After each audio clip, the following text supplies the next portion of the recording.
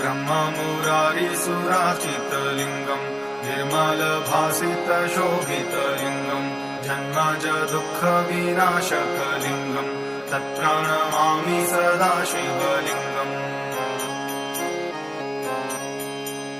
देवमुनिप्रवराचितलिङ्गम् कामदहमकरुणाकरलिङ्गम् रावणदर्पविनाशनलिङ्गम् तत्प्रणमामि सदा शिवलिङ्गम्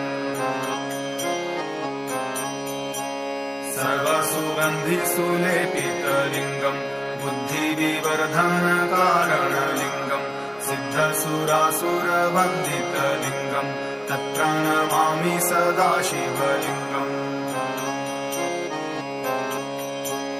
कनकमहामणिभूषितलिङ्गम् फणिपतिवेष्टितशोभितलिङ्गम्